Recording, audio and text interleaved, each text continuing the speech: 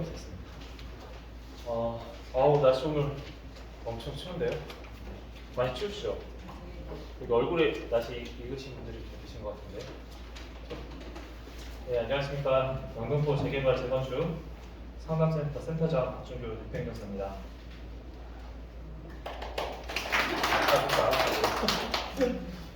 오늘은 주요 내용이 재개발에 대한 부분이에요. 그래서 사실은 이미 여기 오신 분들은 재개발 재건축에 대한 내용을 이미 다 알고 계시기 때문에 사실은 이제 한 번쯤은 더 한번 확인하고 싶고 또 질문거리가 있으실 것 같아서 오시는 것 같은데 사실 재개발 재건축 그러니까 통칭의 정비사업 업무가 대부분 거의 비슷합니다. 그리고 다른 점이 있다면 서울시 같은 경우에는 신속통합기획이 있고 모아타운, 모아주택이 있고 그다음에 조합 직접 설립 제도가 있기 때문에 그런 부분은 좀 다른 거고요. 나머지는 정책적인 절차나 이런 것들은 거의 비슷하다라고 보시면 될 것 같습니다. 그래서 제가 오늘 설명드리는 것들이 여러분들이 이미 알고 계시는 내용하고 별반 차이는 없을 거예요. 차이는 없을 텐데 그럼에도 좀 짚고 넘어가실 것 같아서 한번 확인해 보시면 되는 거고 일단은 재개발 재건축 업무에 대해서 여러분들이 아셔야 될 게 재건축은 뭐죠? 재건축은 대략적으로 아마 알고 계실 텐데 재개발과 재건축의 경계선이 어디라고 보십니까? 기준 혹시 아시는 분? 재건축이 뭐죠? 전혀 모르시나요? 재건축과 재개발의 차이점, 큰 차이점 뭐죠? 그냥 편하게 말씀하셔도 됩니다. 틀려도 좋습니다. 재개발과 재건축을 나누는 경계 모르시나요? 저 혼자 오늘 막 떠들어도 그냥 그렇게 하시죠. 재개발하고 재건축의 큰 경계는 재건축은 우리 아파트 있죠? 아파트를 재개발한다고 하나요? 재건축을 한다고 그러나요? 아파트 재건축입니다. 그런데 아파트가 아니라 주택이에요. 여기는 재개발. 네, 이제 다 돌아가시면 됩니다. 이렇게 하고 가시면 되는 거고요. 일단은 재개발 같은 경우에는 이제 어떤 공동주택, 우리가 통칭 공동주택이라고 하는데 쉽게 아파트가 아닌 주택, 복합 지역에 대해서 보통 재개발이라는 표현을 많이 하고 있습니다. 그렇게 이해하시면 될 것 같고요. 실제적으로 서울시 같은 경우에도 대부분 이제 광역시도 같은 경우에도 재개발이 많죠. 아무래도 재개발 지역이 많기 때문에 보통 재개발이라고 보시면 될 것 같고요. 시작하겠습니다. 영등포 재개발 재건축센터 업무하고 그다음에 재개발 동향 그리고 재개발 그다음에 Q&A로 할 건데요. 제가 실질적으로 오신 주민들한테는 브리핑 해드릴 시간 한 20-30분 정도 내외가 될 것 같아요. 주요 부분만 짚어드리면 되고 그리고 좀 여러분들이 꼭 인식하셔야 될 부분만 말씀드릴 거라서 그 부분을 확인하시면 될 것 같습니다. 예, 재개발 재건축센터는 서울시 안에 전문적으로 이렇게 운영하는 곳이 우리 영등포구밖에 없습니다. 몇 개 구가 있는데 대부분 비상주거나 아니면은 모지역 같은 경우는 정비관리 전문업체를 구해서 설립해가지고 하는데 실질적으로 주민들한테 이렇게 직접적으로 자문을 해드리고 교육을 시키는 건 우리 영등포밖에 없어요. 그래서 굉장히 좋은 행정 사례고요. 예, 인원은 이렇습니다. 저희가 2명이 상주하고 있습니다. 저희 직원이 이렇게 보시면 될 것 같고, 예, 여기서 제 자랑하려고 하는 건 아니고요. 제 주요 전문 분야는 정비 사업의 사업성 분석하는 게 제 주 전공입니다. 그래서 절차적인 부분이야 어차피 거의 대동소이하기 때문에 사업성에 대해서는 제가 자문을 많이 해드리고 있고요. 그렇게 이해하시면 될 것 같습니다. 네, 센터 소개는 넘어가겠습니다. 최근에 이제 저희가 거의 실시간으로 기사를 업데이트하고 있는데요. 아마 좀 보셨을 거고, 그리고 우리 재개발 재건축 센터 홈페이지에 보시면은 매일매일 부동산 동향에 대해서 올려놓고 있는데 재개발 재건축 업무가 많이 들어오고 있고요. 그리고 우리 영등포 구에서도 진행하는 부분들이 있으면 저희가 거의 실시간으로 올려놓고 있습니다. 그래서 이렇게 보시면 될 것 같고, 잠실하고 삼성, 청담, 대치 아파트 빼고 거래 규제 풀렸다 이렇게 이런 내용들이 있고요. 이건 저희가 기사로 올려놓을 거니까 한번 참고하시면 되고요. 이런 제목 위주로 안 보십시오. 내용이 중요하지 않습니다. 그리고 서울시 발주공사 철근 콘크리트는 하도급 금지한다. 요즘에 순살 땡땡 이런 데가 많잖아요. 그러다 보니까 여러 가지 이제 이슈가 있어서 이제 그 하도의 제하도. 근데 이거는 현실적으로 없어질 수가 없습니다. 이미 아시겠지만 하도를 뭐 GS나 롯데나 뭐 삼성이든지 어디든지 하도 안 주고 할 수가 없어요. 그래서 이제 그렇게 노력하겠다는 부분을 보시면 될 것 같아요. 그만큼 신경 쓰고 있다 이렇게 보시면 됩니다. 그리고 서울시 도시정비형 재개발 선도된다. 여태까지 우리 서울시 재개발 재건축한다고 한 지가 한 20년 됐죠? 그죠? 근데 여태까지 안 한 건가요? 못 한 건가요? 여러분들은 어떻게 생각하십니까? 재개발 재건축 안 한 걸까요? 못 한 걸까요? 네. 안 하기도 하고 못 하기도 했고요. 전반적으로 못 한 거죠. 그런데 이제 최근에 들어오면서 굉장히 좀 속도를 내고 있는 것 같아요. 왜 그러냐면 현재 여러분들 아시겠지만 부동산 경기가 코로나 때문에 크게 뛰었다가 그다음에 한번 네, 파동이 있었기 때문에 프로젝트 펀딩 때문에 또 아파트 값이 굉장히 부동산 값이 떨어졌죠. 그러다 보니까 최근에 유일하게 그 부동산 투자 개념으로 보셨을 때는 재개발 재건축 말고는 실질적으로 지금은 어디를 투자하기 굉장히 어렵습니다. 특히 저희 같은 경우는 이제 사업성 분석을 이제 제가 주로 사업성 분석 업무를 많이 하다 보니까 저희가 지난주에 뭐 숙박 시설을 할 때 국가에서 지원해주는 정책 자금이 있는데 작년도 2022년도에 비해서 2023년도에 사업 설명을 할 때 오신 분들이 시행사분들이 굉장히 많으셨어요. 시행사분들이. 근데 시행사가 왜 왔을까요? PF가 안 되니까. 그리고 그 대구에 계시는 좀 큰 시행사 회장님이 오셨었는데 저희 서울사무소로 여기는 이제 영등포 센터고요. 서울역에 저희 사무소가 있는데 오셨는데 대구 같은 경우에 12,000세대가 이미 준공이 떨어지고 준공까지 다 떨어진 상황인데 분양이 안 되고 있고, 그리고 3만 세대는 분양을 하겠다고 했는데 지금 착공 자체를 못 하고 있는 거죠. 그러고 보니까 거의 뭐 이쪽 경기 이남 지역 같은 경우는 4, 5만 세대 정도는 지금 아파트 경기가 굉장히 안 좋아요. 그러다 보니까 새로 토지를 구매하는 것보다는 재개발 재건축이 왜 좋으냐면 이유는 딱 하나예요. 조합원이 있기 때문에.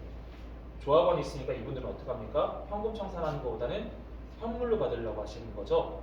그러니까 현금으로 내가 받아서 토지보상처럼 받고 빠지는 게 아니라 내 지역의 조합원으로 가입해서 아파트가 설립이 되면은 거기에 조합원 분양가로 좀 더 싸게 들어가고, 그 다음에 그게 나의 자산이 되니까 향후에는 이제 부동산 이제 금액이 올라갈 거라는 기대 심리가 있기 때문에 하시는 부분들이 많기 때문에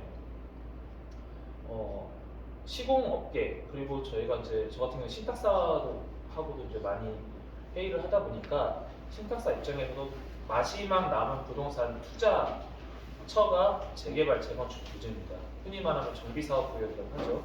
그래서 최근에 많이 하는데 좀 트렌드가 바뀌었어요. 예전에는 어떻게 했습니까? 뭐 자이든 여러분들이 아시는 여러 가지 브랜드가 있을 텐데 최근에는 두 개의 브랜드가 각자로 해서 시공하는 거 보셨나요? 보셨죠? 왜 그럴까요? 그만큼 건설 경기가 좋지 않다는 방증입니다. 그래서 그렇게 이해하시고, 그리고 현재 여기 계신 분들은 뭐 대부분 재개발 재건축 조합의 조합원들이 되실 거기 때문에 그렇게 이해하시면 좀 좋을 것 같습니다. 그리고 영등포 쪽방촌 782가구 공공재정비 내년 말 착공 2028년도 입주 이렇게 돼 있는데요. 뭐 좋은 의도로 하는 거기 때문에 분명히 쪽방촌은 뭐 서울에만 있는 게 아니죠, 그죠? 전 지역에 거의 다 있습니다. 쪽방촌이라는 일명 지역이. 근데 이런 부분들도 마찬가지 개발은 분명히 해야 돼요. 개발은 해야 되는데 후속 조치에 대한 부분들도 분명히 고민들을 많이 하셔야 되는 부분들이 있습니다. 그래서 그런 부분들 좀 이해하시고, 저희가 일부 쪽방촌을 자문하고 있는 곳이 있기 때문에 굉장히 좋은 의도로 하고 있지만 또 항상 반대 부분은 따르더라고요. 그런 부분들을 좀 이해하시면 좋을 것 같고요. 신통기획 재개발이라고 하는데 이제 동의율을 완화를 시켰죠. 66%에서 50%까지 완화를 시켰는데 그러니까 이제 뭐 신통기획 하고 싶으신 분들은 뭐 60%에서 뭐 50% 완화됐다고 하더라도 제가 늘 하는 말이 있어요. 항상 재개발 재건축 업무를 하려고 하면 적어도 85% 동의를 받으셔야 돼요. 네. 받으셔야 사업이 순조롭게 갑니다. 그래서 그런 부분을 좀 기획하시고 뭐 최근에 이번 주죠. 이번 주에 그 서울역 이쪽 앞쪽 용산 쪽이죠. 용산 쪽에 조합원이 천 명이 넘어가죠. 저희 맞은편 쪽인데 거기 조합원분들이 오셨었어요. 그래서 거기는 이제 추진위원회 전 단계인데 조합 직접 설립 제도를 하시겠다고 이제 하는 측과 그리고 그렇지 않은 측이 좀 대립되고 있어가지고 좀 여러 가지 좀 이슈가 있는 것 같습니다. 그래서 그 이해 지역도 이제 북쪽으로도 그렇고 강남 쪽으로 봤을 때는 이제 청산 자체가 잘못돼 있어서 최근에 진행 상황에서 여러 가지 분쟁 소요가 발생하는 부분들이 있는데 어쨌든 신통기획도 마찬가지 좋은 의도로 신통기획하면 보통 공사 기간이 2, 3년 정도는 줄어듭니다. 왜냐하면 추진의 연대가 없어지기 때문에.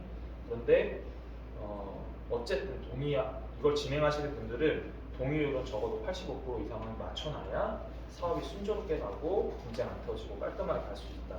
그거는 꼭 기억해 주십시오. 그리고 뭐 사업 속도 내자, 그래서 조합 직접 설립 제도도 마찬가지입니다. 그 조합 직접 설립 제도가 있는데 이것도 이제 조합 직접 설립 제도를 신청을 하면 서울시에서 뭐라고 하죠? 컨설턴트인가요? 주목은 뭡니까? 서울시에서 컨설턴트라고 하나요? 코디요. 코디네이터. 네. 코디네이터가 이제 파견이 되고 이제 그분이 진행을 하게 되는 거잖아요. 자문에서. 네. 그런 부분들이 있는데 우리 영등포는 굉장히 안전장치가 잘 돼 있어요. 왜 그러냐면 이거는 뭐 담당 주무관님들이 계셔서 그런 게 아니라 타부는 이런 게 없어서 코디네이터가 방문하더라도 내용을 몰라요. 예, 임원들하고만 얘기를 하다 보니까 조합원들이 얘기를 이제 모르기 때문에. 근데 우리는 어쨌든 자료를 뭐 가져오시든지 저한테 전화를 주시든지 그렇게 하면 제가 실시간으로 대응하거나 아니면 막 너무 정신없어서 좀 대응 바로바로 못 해드리는 경우도 있지만 어쨌든 한 번 더 우리 영등포는 거쳐갈 수 있어요. 누구 통해서? 센터 통해서. 센터 통해서 거쳐갈 수 있는 부분들이 있기 때문에. 근데 이제 최근에 이것도 마찬가지 이번 주의 얘기인데 일단은 그 코디네이터 분이 조합원들이 전화했을 때 대응하지 않고 임원들만 전화해요. 그런 일이 있었다고 인원 듣습니다. 서울시 이번 주에 넣었을 거예요. 코디네이터 전화했는데 코디네이터가 소리를 지르더래요. 왜 나한테 전화해서 임원이 아는 사람이 나한테 전화하냐. 그렇다고 합니다. 그래서 분명히 장단점은 있는데 좋은 제도인데 항상 이거는 어떤 식으로 가느냐에 따라 중요한데 우리 영등포구 같은 경우는 좋죠. 애매하면 센터로 오시면 되거나 아니면 전화 주시면 되기 때문에 부탁드리고 지금 연말이다 보니까 아마 지금 뭐 재개발 재건축 업무도 그렇고 이제 하다 보니까 제가 전화를 막 바로바로 못 해드릴 때도 있으니까 좀 양해 부탁드리고 그러면 저희 상담 신청 남겨주시면 늦게라도 연락을 드리고 있습니다. 네, 뭐 중공업체업 공정비 상향시키는 그런 발이고요. 평당 1,000만 원 넘은 건 당연하죠. 그렇죠? 지금 뭐 인건비부터 공사비 자재 단가 자체가 높기 때문에 뭐 이거는 기정사실이었습니다. 참고로 여러분들이 아셔야 될 게 그 공사비 같은 경우에는 시공 순위가 항상 매년 나오는 거 알고 계시죠? 매년 연말이나 연초가 되면은 시공 순위가 나옵니다. 시공 순위. 시공 순위가 뭔지 아시죠? 뭐 GS 건설 이렇게 나오는 이런 시공하는 실제 건축을 하는 시공 순위가 나오는데 통상적으로 1군, 그러니까 우리가 생각하는 20위권 이내에는 뭐 당연히 뭐 비용은 비싸겠죠. 당연히 비싼 거고. 근데 이제 서울시만 하더라도 제가 알고 있기로 저희가 지금 자문하고 있는 곳들이 보통 시공 순위가 한 20위권 밖 40위권 로 안에 한 3, 40위권의 안에가 시공 단가 한 580만 원. 네. 그리고 20위권 안으로 가면 1,000만 원이 넘어요. 그 정도는 이해하고 계십시오. 평균이 그렇다는 얘기예요. 그래서 40위권 안이 한 580, 585, 최근에 600까지 올라가는 걸 알고 있는데 좀 참고하시고 22건 안에 들어가면 1,000만 원이 넘어간다. 그 정도는 알고 계셔야 됩니다. 막 금으로 도배하면 2천만 원 넘어가고요. 그럴 일은 없겠죠? 네, 재개발에 대해서 좀 설명드리겠습니다.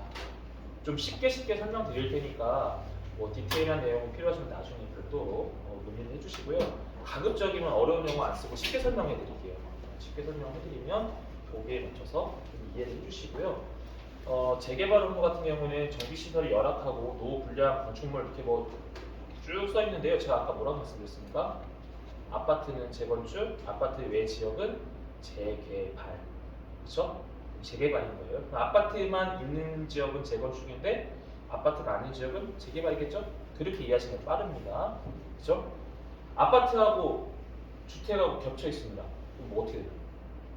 재건축인가요? 재개발인가요? 네? 어떻게 될까요? 재개발이죠.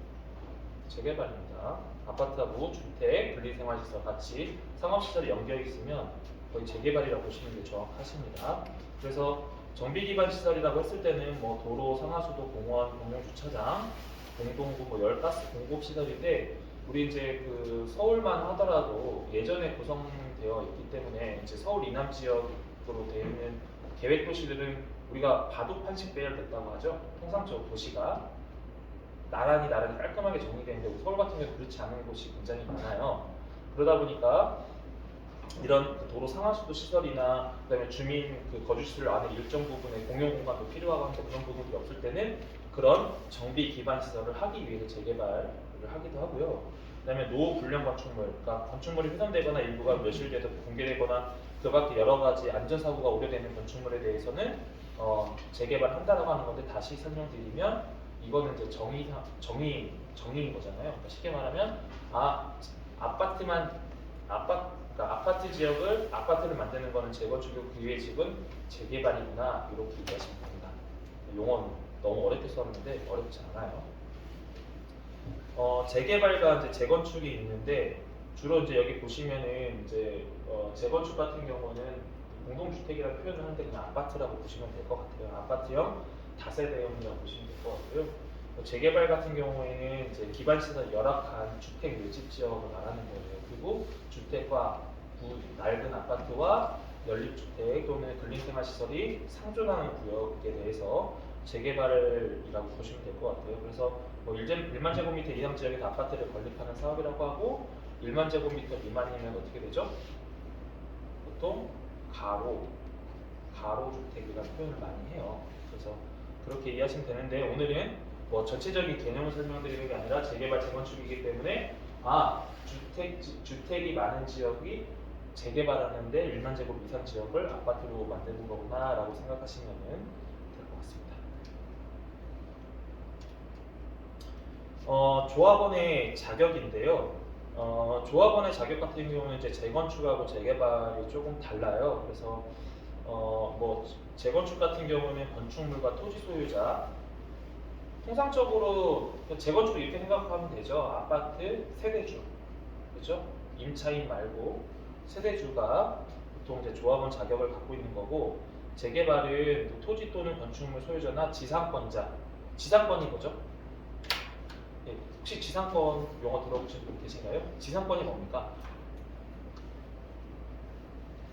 뭐 우리나라는 뭐 물어보면 절대 대답 안 하죠. 아는데 막 얘기를 안 해요. 왜냐하면 토지 모든 네.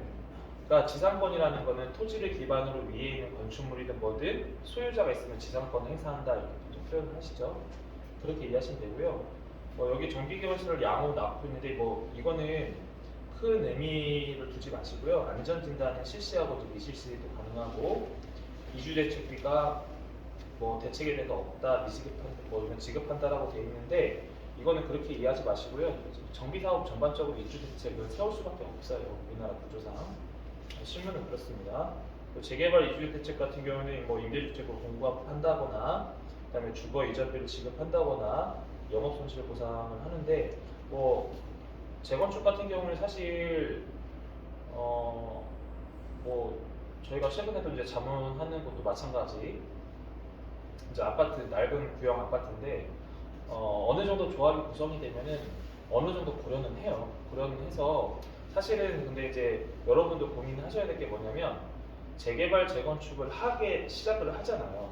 조합이 구성되지 않습니까? 아니면 조합이 구성되기 이전 단계부터 뭐 준비위원회든 추진위원회든 이제 조합이 이제 그렇게 구성이 되는데 여기에 이제 비용들이 발생하지 않습니까? 그죠? 운영하면 다 비용이 발생하겠죠. 그러면 이 운영되는 비용은 다 누구 돈이다? 여러분들 돈으로 하는 겁니다. 이해 가시죠? 네. 그래서 뒤에도 말씀드리겠지만 우리가 뭐 이렇게 설계도하고 이렇게 해서 너무 예쁘게 그려고 하면 뭐 너무 고맙고 감사할 필요 없어요. 그거 다 어떻게 해요? 여러분들 나중에 자기 분담금에 녹입니다. 그래서 고마워하실 필요 없고 내 돈으로 하는 거기 때문에 한 푼이라도 아끼려고 하시면은 좀 한 번 할 때 신중하게 하셔야 된다. 그런 말씀을 미리 드리고 뒷부분에 다시 한번 말씀드리겠습니다. 영업 손실 보상은 발생할 수밖에 없겠죠. 왜냐하면 분리생활시설이나 이런 같은 상가들이 있으면 임차인들이 있기 때문에 영업 손실 보상을 해주는데 사실 여기는 뭐 오신 분들은 임차인 분들이 계시는 것보다는 대부분 임대인 뭐 상가를 갖고 계시다면 임대인이 되실 텐데 임차인 분들이 단체로 오시는 경우도 있어요. 저희가 이제 대구하고 대전 쪽 임차인 분들 단체로 오셔가지고 했는데 뭐 많이 받고 싶겠죠. 그렇죠? 영업 손실 보상 받고 싶은데 실질적으로 그렇게 많이 받지 못합니다. 많이 받지 못하고 자기가 그동안 수익이나 이런 거 고려해서 하는 부분들이 있다. 이렇게 이해하시면 될 것 같고요. 재개발 그 조합의 조합원 자격은 아까 말씀드렸던 것처럼 토지 및 건축물만 소유해도 요건에 적합할 시에 조합원 자격이 주어진다라고 되어 있고요. 그래서 뭐 재개발 조합원의 자격은 보시는 바와 같습니다. 그리고 여러분들도 아시겠지만 한 개의 입주권인 거죠. 그죠? 예를 들어서 이런 경우가 있지 않습니까? 내가 아파트든 주택이든 보유하고 있습니다. 근데 부모님한테 지분을 분할받을 수가 있죠. 근데 최근에 이제 도정법이 변경되면서 그게 안 되는데 도정법 변경되기 전에 제가 전에도 한번 설명드렸지만 모 지역에 저희가 자문하는 지역에 조합장이 집이 없고 부모님 댁에 얹혀 살다가 가로주택 정비조합 설립하기 전에 10% 지분을 양도받고 그분이 조합장이 됐습니다. 난리가 났겠죠. 나중에 그걸 알게 됐을 때. 근데 지금은 안 돼요. 변경이 돼가지고 50% 이상 많은 사람이 조합원이 될 수가 있는 거예요. 그래서 그렇게 되는 거고 또 예를 들어서 한 집안에 최근에 뉴스에 한번 나왔던 것 같아요. 뉴스에 그 재개발 재건축 정비사업관이 나오면서 한 집안에 같은 이해관계자들인데 각각 쪼개기 해가지고 하나씩 세개 그냥 안 돼요 이제. 그래서 한 개의 입주권만 보장해준다라고 보시면 될 것 같고요. 그리고 여러분들이 이제 지금은 뭐 이미 정보가 많이 오픈이 돼서 이해하고 계시겠지만 내가 여기를 내 집을 내줬더니 한 채 더 준다 1+1 여기 마트 아닙니다. 예전에 가능했어요. 예전에는 거의 뭐 그 예전이라고 하면은 제가 봤을 때는 건 20년 전에 그때는 어쨌든 그 소유자가 공급보다 많았기 때문에 수익률이 충분했고 그렇기 때문에 1+1도 충분히 가능했습니다. 제가 그걸 직접 봤기 때문에 뭐 제가 그때 일할 때는 아니고 제가 어렸을 때인데 뭐 이렇게 보상받는 분들 좀 봤습니다. 그런데 지금은 1+1 되는 경우는 있을까요, 없을까요? 없습니다. 왜냐하면 부동산 가격이 너무 많이 올라갔기 때문에 여러분들이 종전자산가라고 보통 얘기를 하죠. 종전자산가가 용어 굉장히 어렵고요. 이렇게 보시면 돼요. 내 지금 집이 이렇게 있는데 간평 떴더니 얼마야? 이게 이제 자산이라고 보시면 돼요. 기존의 자산이고 실질적으로 이제 분양하는 단가 자체가 높기 때문에 그러면은 예를 들어서 내가 자산가액이 평가를 받았는데 15억인가 20억 정도 되는데 분양가액이 한 30억이에요. 그럼 여러분들 얼마 내고 들어가야 돼요? 10억 정도 내고 들어가거든요. 예전에는 1+1이 됐지만 지금 안 되고 그리고 저희가 이 첫 강의를 했을 때 역세권 발전 사업 한다면 역세권 발전 사업을 하면 1+1 해준다고 했다고 해요. 그 조합 쪽에 그렇게 얘기했다고 합니다. 그런 경우는 없습니다. 1+1은 언제만 가능해요? 내 종전 자산가액이 한 4, 50억 되는 거예요. 50억 돼요. 근데 분양가가 20억이에요.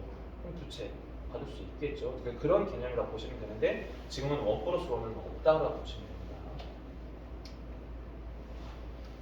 네, 그리고 이제 그 권리 산정 기준일이 있는데 여기 보시면은 정비구역 지정고시일 또는 기본계획 수립 후에 정비구역 지정 전 시도지사가 따로 정하는 날. 그러면 이거는 이제 뭐 자료를 좀 보고 말씀드리는 게 제일 좋기는 하는데 뭐 공공재개발 같은 예정구역으로 지정고시가 있는 날 또는 예정구역 지정고시 전 시도지사가 따로 정하는 날 이렇게 되어 있는데 이거는 결과론적으로 뭘 기준으로 하냐면 그 고시를 하게 되면은 그 기준일이 나와요. 그럼 그거 기준으로 해서 내가 그 지역에 재산권을 행사할 수 있느냐 없느냐 여부로 보시면 되는 거고 그런데 꼭 이제 그 재개발 재건축 같은 경우에는 이제 두 가지 형태가 있는데 주택법에 의해서 지역주택조합이라고 들어보셨죠? 지주택, 지주택 표현하는 것들은 그러니까 나머지 재개발 재건축 같은 그러니까 우리가 통상적으로 하는 재개발 재건축은 조합원이 늘 수 있을까요? 그러니까 조합원이 300명이에요. 100명이에요. 여기서 조합원을 더 수를 늘릴 수 있을까요? 없어요. 없어요.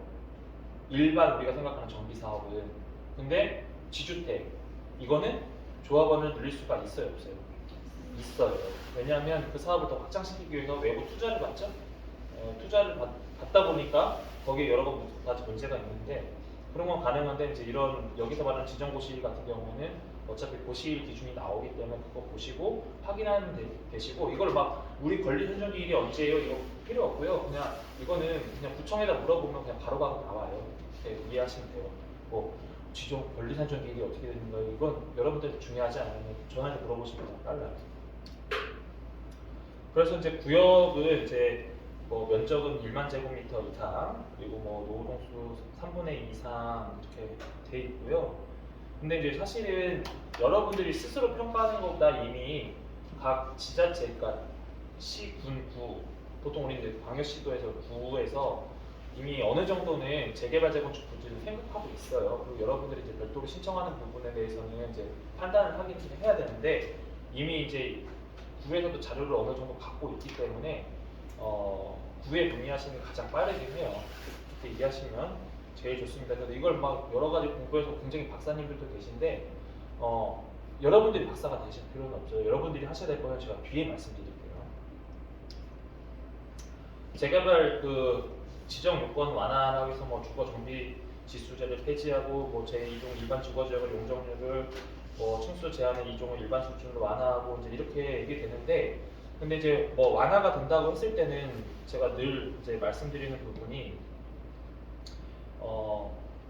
그러니까 재개발도 이제 두 가지 종류로 재개발을 보통 하게 돼 있거든요. 그래서 그러니까 일반 우리가 흔히 말하는 재개발이 있고 공공 재개발이 있어요. 그래서 공공 재개발과 재개발은 분명히 다르거든요.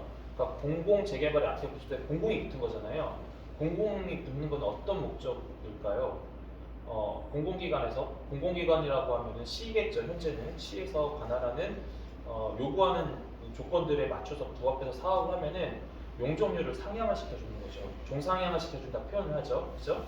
종상향을 시켜주는데 그러면은 그 안에 임대 아파트가 무조건 들어가게 돼 있어요. 공공시설이 들어가게 돼 있어요. 공공시설.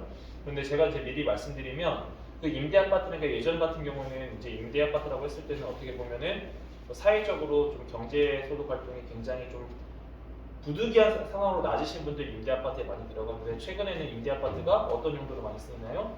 장기 전세 주택이라든가 청년 주택이라든가 아니면은 신혼부부에 대한 주택이 많이 활용되죠. 그러니까 그런 식으로도 많이 활용이 되기 있기 때문에 예전처럼 임대주택이 들어옵니다라고 했을 때는 굉장히 부정적인 시각을 가지실 필요는 없어요. 예전에 그랬죠. 그래서 임대 아파트만 따로 막 모아놨었잖아요. 근데 지금은 그렇지 않고 그 안에다가 많이 일반 주택 안에서도 하고 있기 때문에 그렇게 부정적인 필요는 없다. 근데 이제 그때 고민하셔야 될 게 뭐냐면 그런 공공재개발을 진행을 할 때 어쨌든 종상향이 된다는 건 무슨 말이냐면 용적률이 높아지는 거예요. 그러니까 좀 되게 좀 무식하고 쉽게 설명을 드리면 예를 들어 우리 20층밖에 못 줬는데 30층까지 질 수 있는 거예요. 근데 그 중에 30층 중에 반은 공공주택, 임대주택을 활용할 수 있는 게 공공재개발이라고 보시면 돼요. 물론 또 이렇게 하나하나 까고 들어가면은 또 좀 디테일한 부분이 있는데 그렇게 이해하시는 게 빠르고 대신에 이제 종상향이 되면은 수익성이 높아지죠. 그럼 수익성이 높아진다는 거는 반대로 말하면 무슨 얘기죠? 여러분들이 내셔야 될 자기 분담금이 줄어들겠죠. 그러니까 항상 그게 일장일단 있다. 그렇게 이해하시면 좋습니다. 그래서 재개발 절차 같은 경우 다 똑같습니다. 정비 사업은 대동소이하고요. 그래서 이제 주민 제한을 하게 되면은 주민 제한보다는 사실 주민 제한보다는 이미 구에서 정보를 다 갖고 있어요. 이미 갖고 있고 전체적인 도시계획 개념 안에 있기 때문에 여러분들이 주민 제한 안 하더라도 우리가 빠진 것 같아라고 해서 하는 건 경우도 있지만 대부분 우리나라에서 생각하는 정비 사업은 주민 제한형보다는 공공주도형입니다. 그래서 보통 이제 서울시 도시계획위원회에서 최종적으로 그러니까 선이라는 표현은 좀 그렇고 도시계획에서 보통 어느 정도는 가이드 잡고 이미 구에서 데이터가 다 있기 때문에 그런 부분들은 오히려 구에 문의하시는 게 더 빠르고 우리 영등포 같은 경우는 좀 내가 구에 전화하기 좀 불편해. 그러면 저희 센터에서 문의해서 나 무슨 동 어디에 사는데 우리는 뭐 재개발 구역인가요 어딘가요? 뭐 저희가 기본적으로 갖고 있는 자료가 있어요. 그럼 그걸 보고 안내해드릴 수도 있고 그 지역에 해당 안 되면 저희가 대신해서 구에 문의를 드리니까 저희 센터를 적극 활용해 주시면 좋을 것 같고요. 어쨌든 주민 제한이 이제 되게 되면은 정비 계획을 수립하고요. 그러니까 정비 계획을 수립한다는 거는 이제 정비 구역으로 지정을 해주는 거예요. 이렇게 지역은 뭐 재개발 지역이야 이렇게 해주는 거고 정비 구역이 지정되면은 이제 추진위원회가 구성이 되죠. 추진위원회가 구성된다는 거는 이제 조합을 설립하기 위한 앞단계인 거죠. 통상적으로 이제 추진위원회 위원장과 추진위원회를 구성하는 임원들이 결국 조합이 설립이 되면, 그러니까 조합이 인가가 되면은 인가당 법인 설립인데 인가가 되면 그분들이 결국 추진위원회 구성한 추진위원장과 임원들이 조합의 조합장과 이사, 뭐 감사 역할을 맡게 되어 있습니다. 그래서 여러분들이 이제 진행하실 때 좀 제가 강조하고 싶은 게 추진위원회 구성을 하실 때 잘 하셔야 돼요. 왜냐하면 통칭 이 재개발 재건축 정비 사업이 한 번 어느 정도 가이드가 구성되면 이게 개인 재산에 대한 소유권 행사의 업무이기 때문에 여러분들이 굉장히 실수하는 게 있어요. 뭐 추진위원회 문제가 있고 조합에 문제가 있어요. 그러면 구에서 권한이 있을까요? 있습니까? 없습니까? 별로 없어요. 별로 개입할 수가 없어요. 왜냐하면 이게 구의 어떤 소유부지나 뭐 구의 공동 시행하는 그런 형태면 상관이 없는데 구는 인허가를 내주기 위한 최소한의 절차를 밟아주는 기관이기 때문에 뭐 추진위원회나 조합에서 나중에 문제가 발생돼서 구에 니네 구 뭐 했어 이러면 되게 무식한 사람이 되는 거예요. 대부분 그래요. 사실 구에서 어떻게 관여할 수 있는 게 극히 드물해. 왜? 개인 재산권 행사가 공공의 목적보다 더 높기 때문에 가치가. 그래서 여러분들이 진행하실 때 추진위원회 구성부터 그 다음에 조합 설립할 때 그 초기 과정에 대해서 관심이 없으신 상태에서 나는 모르니까 하고 도장만 열심히 찍어주시면 어떻게 됩니까? 예, 뭐 문제 없이 잘 가는 것도 있지만 문제가 발생되면 대부분 이런 부분에 발생하는데 구에서 해줄 게 없어요. 근데 구에 가서 항의하면 됩니까? 안 되니까? 하시면 안 돼요. 되게 바보 같은 짓이에요. 그러니까 그런 부분들이 있으면 저희한테 문의하시면 방안을 안내를 드릴 건데 그런 부분들도 내년도에는 구에서 고민을 하고 있어요. 왜냐하면 최근에 우리 지역 안에서도 분쟁의 소요가 발생되는 지역이 나오고 있기 때문에 그런 부분들은 저희가 자문은 이제 구하고 협의한 다음에 해드리긴 할 건데 아직 확정된 건 아닙니다. 그런데 한 가지 명심하셔야 될 거는 분쟁이 어떤 여러 가지 상황에서 뭐 절차 미비나 이런 거 했을 때는 구에다가 민원을 넣을 수 있으나 구에서 직접 개입은 현실적으로 불가하다. 그렇기 때문에 여러분들이 그만큼 관심을 가지시고 조합원으로서 권리 행사를 하시지 않으시면 나중에는 상황이 터지면은 아무 소용이 없다. 결국 상황을 벌인 입장에서 더 유리하다는 부분을 말씀드리고요. 어쨌든 추진위원회가 구성돼서 추진위원회 정관 운영 규약을 통해서 하게 되면 보통 조합 설립하는데 1, 2년 정도 소요가 됩니다. 왜냐하면 동의서도 받아야 되고 인가 절차도 필요하고 선관위 구성하고 하다 보면 어쨌든 1년 이상 걸려요. 그렇게 보시고 그다음에 이제 조합이 설립이 되면은 이제 시공사부터 선정하게 돼 있습니다. 근데 여기서 한 가지 팁을 드리면 여러분들이 정비 사업을 할 때 빨리 끝났습니다. 정비 사업을 할 때 자꾸 오해하시는 게 정비관리 전문업체부터 먼저 섭외하는 경우가 있어요. 근데 그건 어쩔 수 없는 이유긴 있는데 그런데 잘 보세요. 정비관리 전문업체의 돈으로 하는 게 아니라 이건 시공사 돈으로 하는 겁니다. 그래서 시공사에서 사실 관리하는 주체이기 때문에 정비관리 전문업체가 시공사를 선정하는 게 아니에요. 그거를 잘못 알고 계세요. 시공사 선정하면 시공사에서 정비관리전문업체의 기본적인 기초 계약금을 제시를 하기 때문에 그 금액으로 돌아가는 거예요, 조합이. 그래서 여러분들이 하실 때는 시공사 선정 굉장히 잘 하셔야 된다. 그런데 여기서 한 가지 팁을 더 드리면, 아까 말씀드렸죠, 여기서 모든, 보세요, 정비 계획에서 우리 추진위원회 구성됐습니다. 자, 여기서부터 돈 들어가기 시작해요. 자, 시공사 선정하는데 시공사가 여러 가지 제안을 할 겁니다. 여러분들 책자 브로셔 같은 거 만들어서, 자, 우리 스마트 TV를 놔드릴 거고요. 뭐 변기는 뭐 금으로 도장된 거 놔드릴 거고요. 뭐 냉장고부터 이런 거 빌트인 해드릴 거고요. 이걸로 판단하시면 된다 안 된다? 안 된다. 왜? 이거 여러분들 돈이에요. 시공비용에 다 서비스라고 하잖아요. 아니에요. 시공비에 다 녹여 있는 거예요. 그래서 제가 여기 시공사 선정할 때 팁은 되게 간단하거든요. 시공 서열을 순위를 보세요. 시공 서열과 시공사의 브랜드를 보세요. 그리고 브랜드 가치를 보시고 판단하세요. 거기서 뭐 준다 하지 마시고, 그것 때문에 큰일 납니다. 네, 그렇게 되면 이제 나중에 관리처분 계획은 이제 분양 공고가 되는 거고요. 철거하고 이주하고 착공하게 되면은 이제 나중에 다 떨어지면 준공하고 청산되는데, 청산 단계에서도 여러 가지 좀 이슈가 있는데 이건 뭐 당장의 문제는 아니니까 이 정도 개념만 잡고 계시면 됩니다. 재개발 계획 수립은 이제 토지수의 30% 이상 이제 동의는 받아야 되는 거고요. 그다음에 이제 동의 요건 같은 경우는 3분의 2 이상, 토지 면적의 2분의 2 이상 무조건 충족해야 되는데, 제가 뭐라 그랬죠? 동의율을 몇 프로 이상 맞춰라? 최소한 아무리 3분의 2니까 그러면 66% 이상이면 되는 거 아니야? 라는 순간 큰 오산이고요. 통상적으로 그냥 85% 이상을 무조건 받으신다고 보셔야 돼요. 그렇게 보시면 되는 거고, 그 다음에 뭐 신속통합기획을 시행하고 있기 때문에 이거는 이제 거의 서울시하고 같이 병행이 가는 거다 보니까 공공성이 있기 때문에 그 신속통합기획 가면은 공공재개발이 될 가능성이 매우 높습니다. 아까 앞에 무조건 공공이 붙으면 뭐가 들어간다고요? 아파트는 임대주택이 들어간다라고 생각하시면 되는데, 반대로는 종상향 시켜주고 용적률 상향시켜주는 어드밴티지가 있구나, 이렇게 같이 생각하셔야 됩니다. 예, 뭐 조합 설립 마찬가지입니다. 조합 설립 3대 3 이상 토지의 2분의 1 이상 동의 받아야 되고요. 조합 설립할 때 이런 동의서 진구는 실질적으로 임원들이 하지 않죠. 그죠? 흔히 말하는 OS 위원들이 많이 돌아다닐 겁니다. OS 위원들이 업체가 섭외가 돼서 그 인원들이 최대한 빨리 받는 게 좋고, 어차피 재개발 재건축 할 거면 큰 문제가 없는 이상은 최대한 빨리 협조해 주는 게 제일 좋습니다. 왜 그러냐면 OS 위원 하루에 일당이 18만 원입니다. 몇천만 원씩 나옵니다. 저희가 가장 최근에 한 게 226세대 자문하는데 OS 비용 2억 넘게 나왔습니다. 그거 다 여러분들 돈이에요. 협조 안 해주면. 네. 그러니까 최대한 빨리, 어차피 큰 문제가 없으면 빨리 협조해 주셔야 되면 진구 빨리 해서 빨리 가는 게 좋고, 뭔가 문제가 있다 그러면 일단 스톱하고 다시 좀 문제 제기를 해서 하시는 게 제일 좋고요.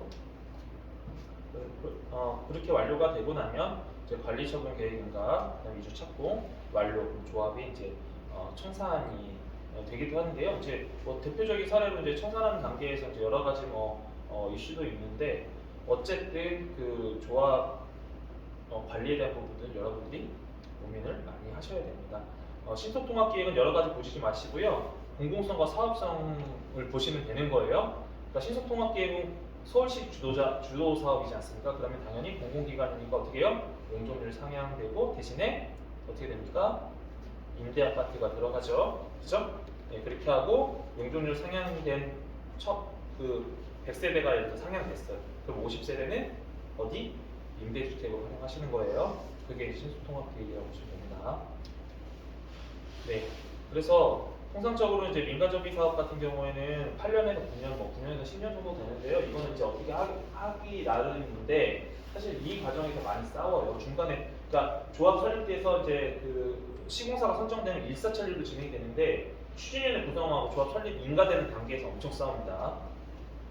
근데 신속통합계획은 이런 중간 과정이 이제 사라지는 거기 때문에 2, 3년 정도, 여기 4년이라고 했는데 뭐 모르겠어요. 저희 신속통합계획은 제가 아직 한 번도 자문해본 적이 없습니다. 그래서 어떻게 할 수가 없는데, 이건 이제 언젠가 통계가 나오겠죠. 네. 근데 이제 어쨌든 절차상으로 봤을 때는 4년 정도 줄어들 수 있다라고 하는 건데 잘 생각하셔야 돼요. 어떤 게 더 좋을지 이해가시죠? 그 조합 직접 설립 제도도 마찬가지입니다. 그래서 이제 신통합 계획의 이제 개선 사항으로는 이제 아까 말씀드렸던 것처럼 3분의 2에서 2분의 1 정도 줄어들었다. 토지 면적은 당연한 거 똑같고요. 그 다음에 이제 그 토지 소유자의 15% 이상 반대하면 이반 재검토하고 25% 이상 토지 면적 2분의 1 반대하면 당연히 이반 취소하고 재심의가 들어가게 되어 있는 거죠. 그래서 제일 중요한 게 조합원으로서의 역할을 제대로 하셔야 나중에 문제가 없다 그겁니다. 네, 공모 방식은 이제 공공재개발을 공공이 직접 사업 시행자로 참여해서 도시 규제 완화, 다양한 인센티브를 제공하는 건데요. 쉽게 말하면 서울은 이제 뭐 도시 그 LH나 SH가 있으니까 여기가 이제 공공 시행자로 진행하는 사업이라고 보시면 될 것 같고요. 그리고 여기는 뭐 시행 방식은 동일합니다. 네, 추진 절차 또는 공공으로 가겠다고 하면 어차피 이제 바로 붙어서 하기 때문에 설명에 잘 들으시고 진행하시면 되는 거고요. 여기서는 크게 뭐 여러분들이 뭐 이슈될 건 없고 이제 어떤 브랜드가 들어오느냐 그것만 고민하시면 될 것 같아요. 내가 그리고 종전자산가의 감정평가를 얼마나 떠줄 거냐 우리 재산, 내가 지금 현재 보유하고 있는 재산에 대해서 그 정도 수준해 보시면 될 것 같습니다.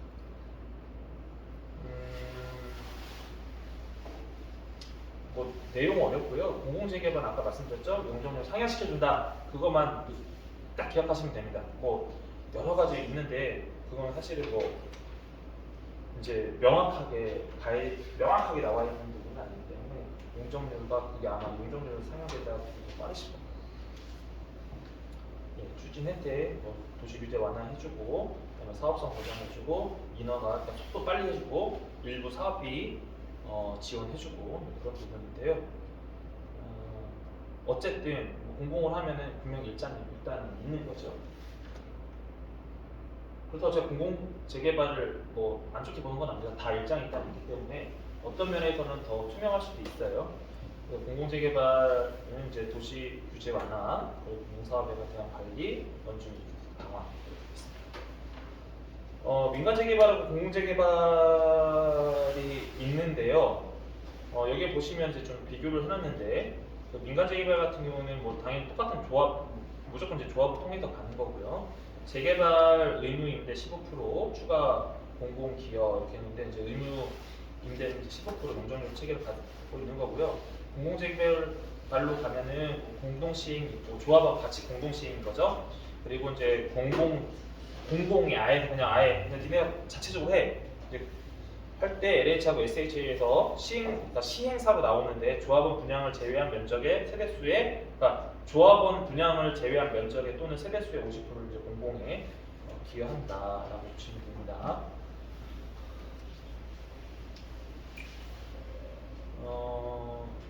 이거는 뭐 그렇게 중요하진 않을 것 같고요. 예, 오늘 여기까지 설명을 드리겠습니다. 그리고 제가 설명을 그 후에 질문을 받을 건데 마지막으로 제가 몇 번을 강조하고 싶은 거는 우리 영등포구 같은 경우 센터가 분명히 있습니다. 센터가 뭐 100% 다 해결될 수는 없어요. 왜냐하면 저희도 해결해드리고 싶어도 저희가 업무 범위가 정해져 있기 때문에 좀 한계가 있는 부분 좀 양해 부탁드리고 그럼에도 불구하고 저희 센터 쪽 문의를 좀 많이 해주시고요. 해주시고 그리고 이제 여기 대부분 계신 분들이 이제 뭐 조합원 분들이 계실 텐데 아까 말씀드렸던 것처럼 조합원 관리는 잘 하셔야 돼요.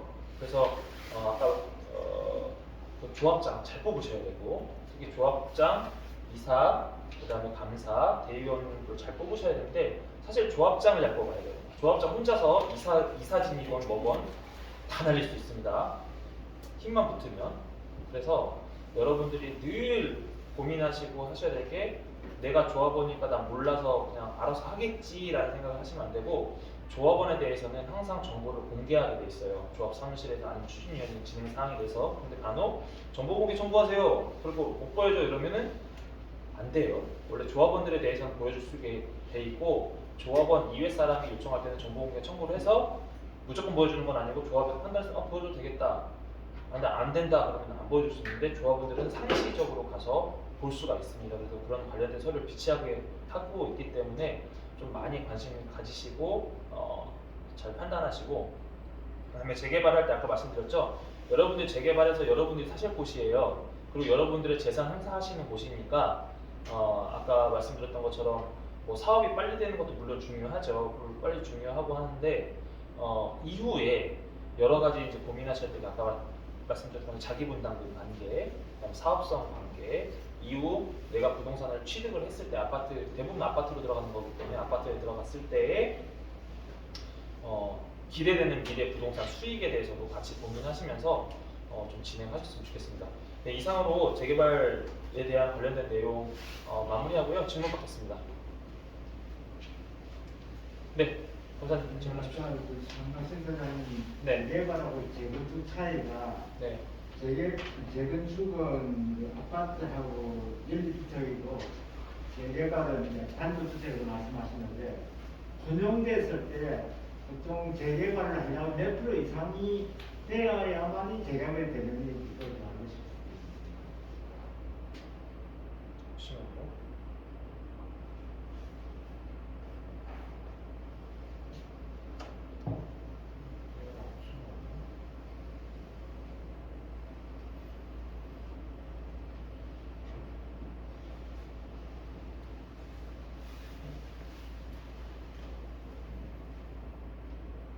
잠시만요.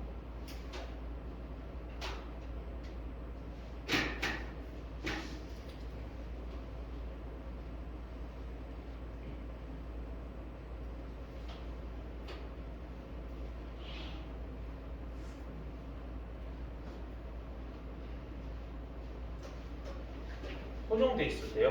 네, 이렇게 단독주택하고 빌라나 그러니까 그 아파트하고混용되었을 때 네. 재개발인지 재건축인지 좀 애매할 때가 있거든요. 근데 보통 이렇게 아파트가 대부분 뭐 단독주택 일부 있을 때는 그 재건축이라고 보통 말씀하시는 거니까 네. 재개발이 된다면 단독주택이나 빌라가 몇 프로 이상 되어야만 재개발을 할 수 있는 건지 이게 애매해서요. 사실 그 경계는 조금 애매하긴 하고요. 거의 이제 재건축 같은 경우에는 그냥 아까도 말씀드렸던 것처럼 그러니까 아파트 위주로 건축하는 게 보통 재건축이라고 보시면 돼요. 그리고 그 안에 이제 통상적으로 이제 상가가 좀 일부 들어가긴 하잖아요. 아파트에서 지을 때 들어갔던 상가. 거기까지는 어느 정도는 수용하는 걸로 알고 있고요. 그리고 이제 재개발 같은 경우에는 이제 아파트하고 아까 말씀드렸던 것처럼 뭐 주택이 들어갈 수도 있고, 그다음에 근린생활시설이 들어가기 때문에 근데 그거를 딱 확실히 규정하지는 않고 있는 걸로 알고 있거든요. 왜냐하면 역세권 재개발 보니까 아닙니다. 역세권 재개발은 되는데 역세권 재건축은 역세권은 재건축이라는 개념은 아니고요. 이제 역세권 재개발 같은 경우는 개념이 완전 다르고요. 역세권 재개발 같은 경우에는 이제 현재는 이제 규제가 완화돼서 역세권 기준은 350m 이내잖아요. 그러니까 거기는 이제 역세권 재개발이라는 용어를 쓴 거죠. 그런데 이제 그 안에서 예를 들어서 역세권 지역이라고 하더라도 역세권 지역 안에서 예를 들어 아파트 단지가 구성이 돼 있잖아요. 네, 그거는 재건축이라 볼 수가 있는 거죠. 근데 이제 대부분 이제 역세권 같은 경우에는 아파트 밀집 지역보다는 대부분 이제 상가, 그다음에 근린생활시설 혼용구역이잖아요. 그렇기 때문에 거기는 그래서 이제 역세권 재개발이라고 통칭을 하는 거고요. 대표님께서 우리 센터장님께서 말씀을 잘 해주셨는데 제가 재건축 사업 담당이에요. 그래서 추가적으로 부연 설명을 좀 드리면 재건축 사업 같은 경우는 이제 공동주택 단지에서 벌어지는 행위이고, 그러면 이제 재건축 사업 구역으로 내가 지정을 하고 싶어요. 그러면은 그 단지 이외에 최대 10%까지만, 그 단지 면적의 10%까지만 어떤 뭐 부지의 정형화를 위해서든지 아니면 사업적으로 봤을 때 이거는 포함을 시켜야겠다라는 판단이 되면 그 단지 면적의 10%까지만 재건축 사업 구역으로 포함시킬 수가 있어요. 이해되세요? 근데 아까 그게 말씀 10%까지 포함시키니까 재건축을 할 수 있는데 재건축은 돼요. 역세권 네. 재개발 하시는 역세권 재건축이라고 말씀 안 그러니까 하세요? 선생님께서 헷갈리시면 안 되는 게 저희가 재개발 사업이랑 그러니까 정비 사업의 구분해서 재개발 사업이 있고 재건축 사업이 있고요. 이 재개발 사업을 서울시 조례에서는 주택 재개발이라 그러니까 주택 정비형 재개발과 도시 정비형 재개발 사업을 나누고 있어요. 역세권 재개발 정비 사업 같은 경우는 주택 재개발 사업이 아니라 도시 정비형 재개발 사업의 일환이에요. 그러니까 사업 종류가 좀 달라요. 우리가 역세권에서 사업을 하게 되면 이점이 뭐냐면 역세권 장기 전세 주택 그거를 만들 수가 있어요. 그거를 건립하는 운영 규정에 따라서 이 도시 정비형 재개발 사업을 할 수가 있게 되는데 보통 주택 재개발 사업에서 이제 받을 수 있는 용적률보다 이 역세권이라는 특수성이 좀 있어서 그 받을 수 있는 뭐 종상향도 2단계까지 될 수도 있는 거고 그런 혜택들이 많아요. 그러니까 주택 재개발에서는 안 되는 거를 이제 역세권 주변에 있는 특수성으로 해서 이 역세권 도시 정비형 주택 재개발, 도시 정비형 재개발 사업을 할 수 있다. 그래서 재건축 사업은 이런 구분이 없어요. 그러니까 정비 사업에 재개발, 재건축이 있고 재개발은 도시 정비형이랑 주택 정비형으로 나눈다. 근데 재건축 사업은 그런 뭐 도시 정비형 재건축 이런 거는 없다 보니까 역세권이 있다라고 하더라도 딱히 재건축 사업에서는 받을 수 있는 혜택들이 많지 않을 거예요. 그렇게 이해를 좀 하시면 될 것 같습니다. 실제적으로 이제 뭐 재건축을 하든 재개발을 하든 했을 때 재건축 같은 경우에는요, 뭐 아시겠지만 거의 정형화된 구역이 지정돼 있잖아요. 그 안에 일정 부분 이제 상가시설도 들어가는 거기 때문에 아까 뭐 주무관님도 말씀하셨지만 그 10%가 생각보다 크지 않아요. 네, 생각보다 크지 않아서 그냥 재건축이다라고 아까 제가 계속 몇 번 재건축 재개발하는 거는 제가 못을 박았던 게 재건축은 그냥 아파트를 개발 다시 만드는 게 재건축이라 생각하시라고 계속 그랬던 게 거기는 크게 바뀌진 않아요. 그래서 그냥 재건축이고 나머지는 대부분 재개발이라고 보시면 돼요. 크게 큰 범주를 보셨을 때는.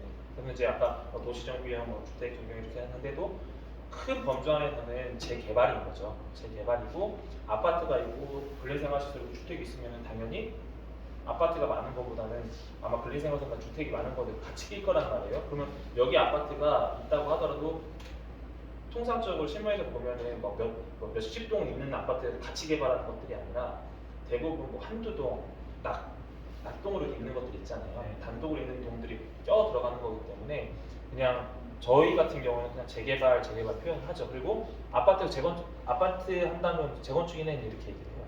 그렇게 이해하시면 그냥 빨라요. 근데 여기 선생님께서 궁금하신 거는 그 재개발에서 아파트 한 동짜리, 두 동짜리가 차지한 그 면적이 몇 프로 정도가 되냐가 궁금하신 거 아니에요? 근데 통상적으로 이제 그 아파트를 단지를 구성하게 되면요, 이제 상업 시설이 안에 같이 들어가게 돼 있잖아요. 그 지역을 어쨌든 구획으로 특정해서 들어가는 거기 때문에 그 구획만 들어가면 그게 거의 10%가 조금 내외예요.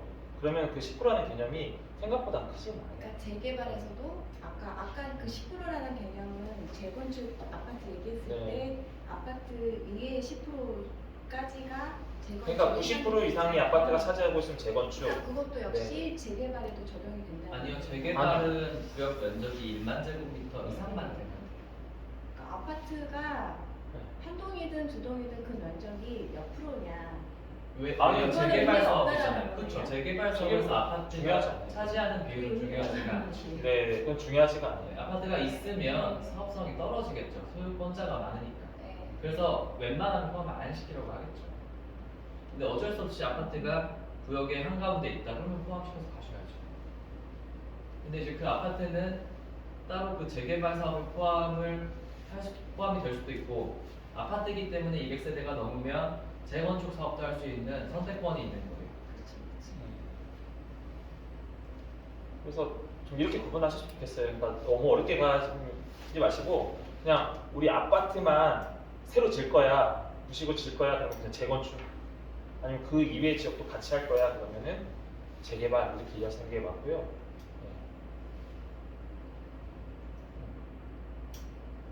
네, 혹시 또 궁금한 거 있으신가요? 저는 그 영등포 재개발 재건축에 관계해서 뭐 아카데미를 열어주셔서 궁금해서 좀 이렇게 왔는데요.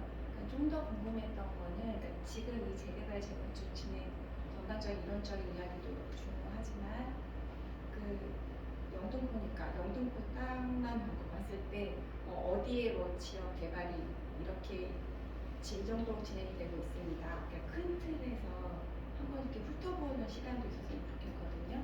그래서 여기 영등포에서 영등포역하고 그 영등포 역그 일대 뭐 아까 쪽박종 창 네. 그쪽 하고 저는 물레동이기 때문에 물레동에 관심이 많아서 물레동 1, 2, 3, 4가 개발 현실적으로 제가 이렇게 직접 이렇게 좀 느낄 수 있는 것들을 알고 싶었었거든요.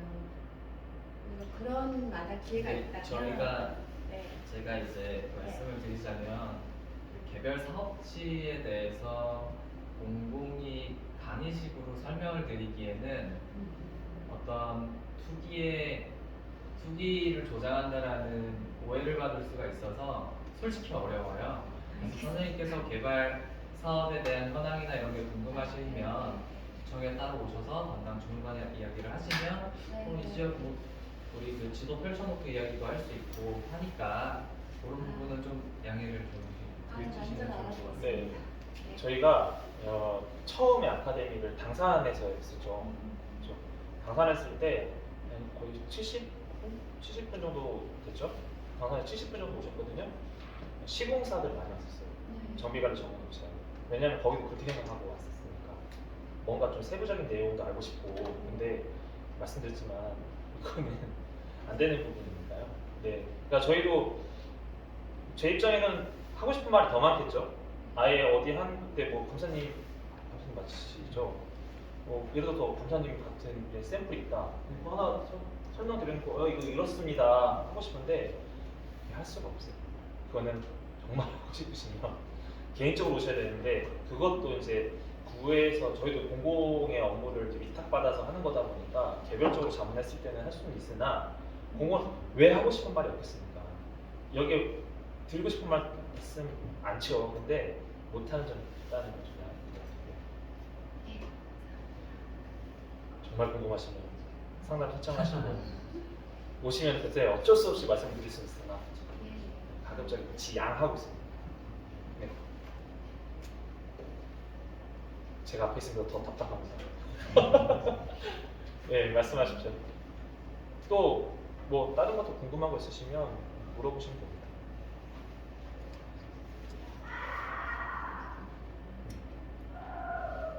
그러면 뭐 질문이 없으시다고 그냥 끝내면 안 될 것 같고 한 가지 질문만 더 받고 마무리하도록 하겠습니다. 혹시 있으신가요? 제가 또 해도 될까요? 네, 말씀하십시오. 그 아까 말씀해주신 것 중에서요. 네. 그 차례대로 이렇게 뭐 정비계에서 뭐 추진이 시공사 선정, 그게 시공사 선정이 아주 중요해요. 이 부분 잘 체크하셔야 돼요. 이렇게 완전 주셨는데요. 예. 거기서 브랜드 가치도 따져보는 게 좋다라고 네. 하셨는데 예. 그러면은 브랜드 가치가 좋다라고 생각하는 거는 그냥 일반적인 상식에서 아까 뭐 20위권 이내의 시공사 검색해 가서 거기가 괜찮다. 브랜드는 그냥 보통 뭐 우리가 알기로 뭐 현대든 뭐 네. 삼성이든 자이든 그러잖아요. 네. 그럼 거기서 더 좀 더 구체적으로 그 금액들 중에서 내가 선택을 할 수 있다면 어떤 네. 기준이 있어야 된다던가 네. 그냥 브랜드만 보고 딱 그냥 얘네가 뭐 해주겠으니까 선정을 네네. 할 수는 없잖아요. 아까 말씀드렸던 것처럼 매년 되면 이제 오래되죠. 그러니까 2023년도 네이버에다가 2023년도 시공순위 검색해보세요. 네. 그러면 일목요연하게 1위부터 거의 40위까지 쭉 나와요. 네. 그러면 당연히 높으면 높을수록 브랜드 가치가 더 있는 거겠죠. 그리고 1차적으로 뭐 20위권 안에서 거의 1군 거의 제 입장에는 제가 생각하는 1군들 같은 경우는 본인들이 일단은 검토해보고 사업성을 안 들어가요. 그 지역에 사업성이 있으면 본인들도 뭔가 수익이 나야 될 거 아니에요. 사업성 없으면 안 들어가기 때문에 그런 쪽으로 유치하려고 노력을 해야 돼요. 근데 이제 문제는 그거죠. 아까 말씀드렸던 것처럼 아까 이제 보통 좀 30위권에서 40위권 막 들어온 데가 보통 이제 공사 가액이 보통 평당 580에서 600 정도 되거든요. 그리고 이제 분양가액도 중요하잖아요. 그러니까 그런 것도 다 계산해봐야죠.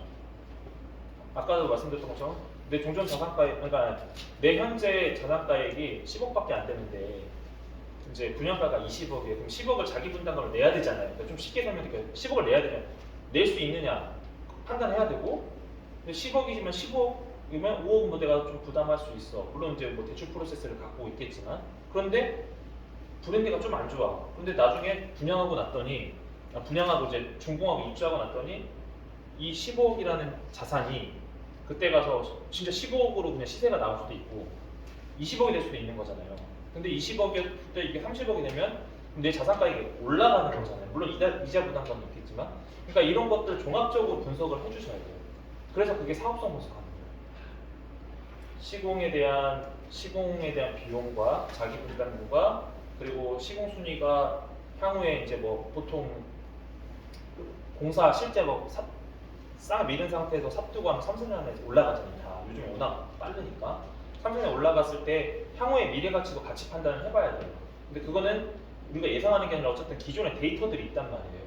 자 그러면 시공 순위가 있다는 거는 물론 시공을 여러 군데에서 공사를 했기 때문에 시공 순위가 순위지만 여러 곳에서 공사를 했다는 거는 그만큼 브랜드 가치가 있다라는 얘기겠죠. 상대적으로 이제 그렇게 하는 경우도 있고 그리고 이제 사업성이 이제 좀 없는 경우 같은 경우 아까 공동 시행을 하는 경우가 있어요.